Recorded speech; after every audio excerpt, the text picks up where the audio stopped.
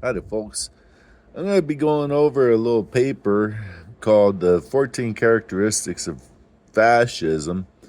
And the paper was written by a fella named Lawrence Brett, and he wrote this back in spring of 2003. So it was before Trump was a known figure in politics. And it doesn't mention him, but, as I go through it, see if you can't picture Trump engaged in all of this. Now, you got 14 characteristics, and he's gone through, starting with the original fascism from Italy, in his research. And that would be spelled with a capital F. And it's the political party was named that because Fasci was these little ceremonial bundle of reeds with a hatchet in it that would go along with like their big time diplomats, senators, when they walked around. They'd have a guy carrying these slaves and along with the bodyguards and stuff, and it was very much a symbol of justice and their authority. And the fascists like to bring on the authority as well as an appeal to the past.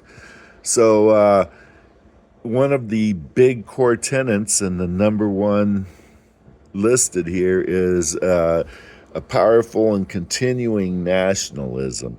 We've got a very heavy reliance on the history of the grand nation, the history of the grand people. We got to make ourselves great again. We've fallen because of all of these forces that are aligned against us. All of us got to stick together and make ourselves great again.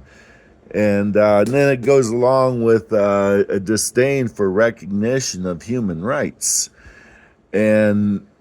And that's partly to get everybody to align and have a scapegoat and everything, to be able to say, you know what, those people don't really deserve rights.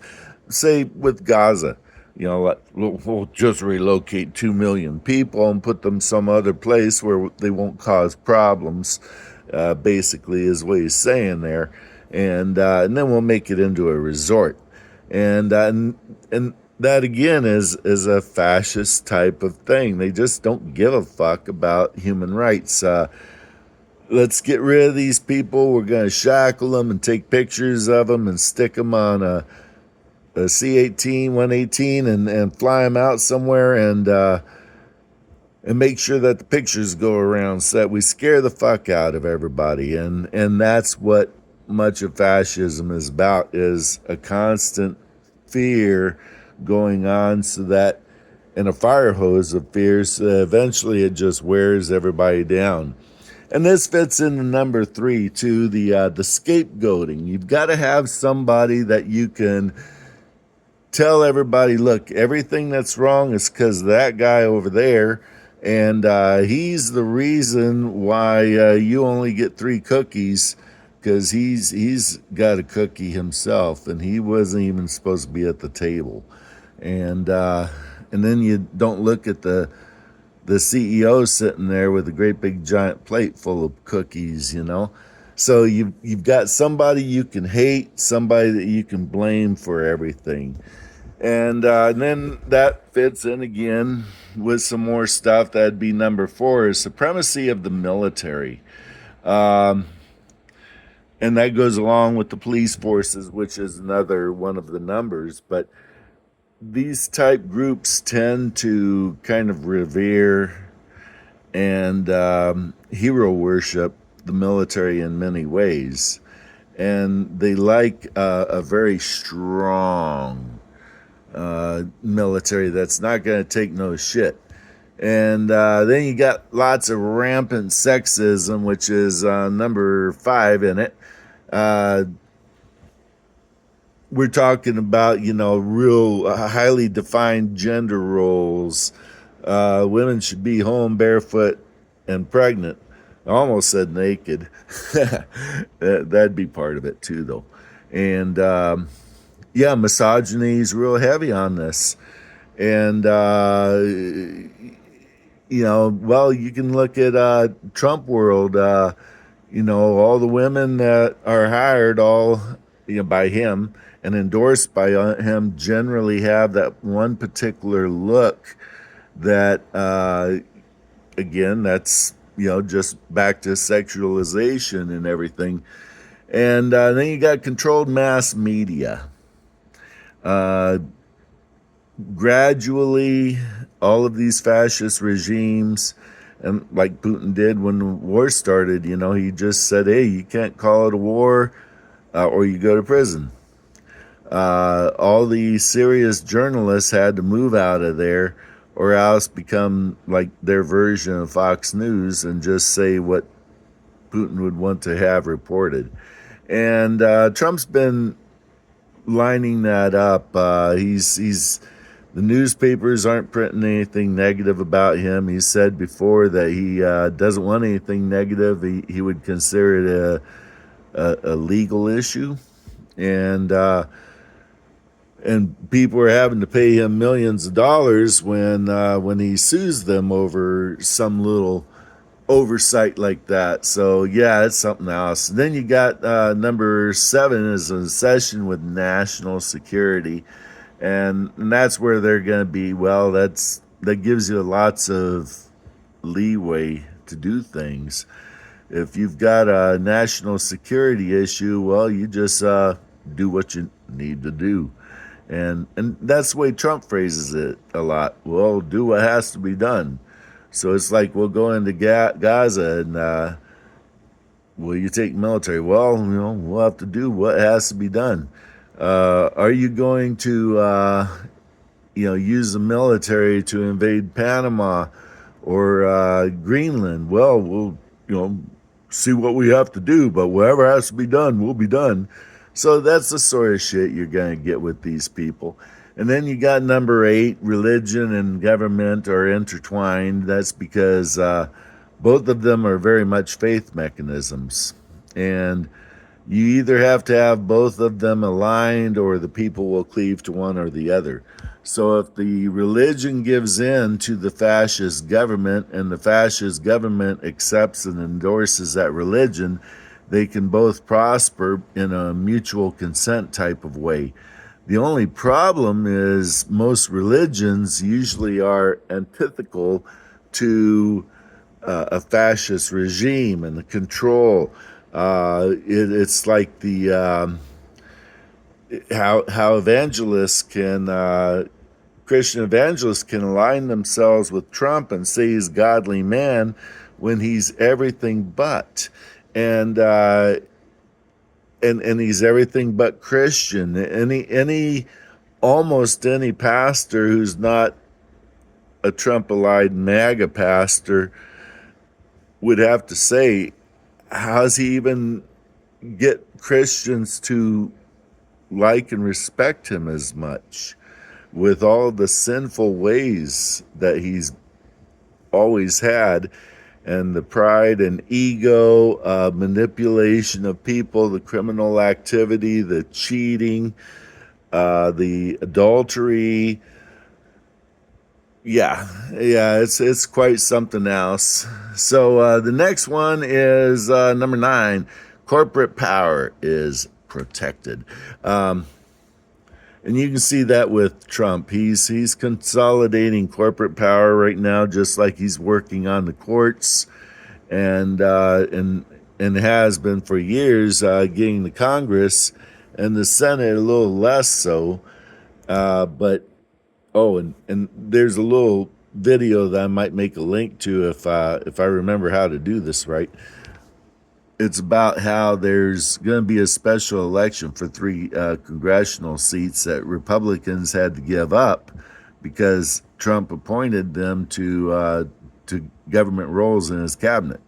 So if those spots could be filled with Democrats, then finally the Democrats would have a little say over this and be able to countermand everything that Trump does.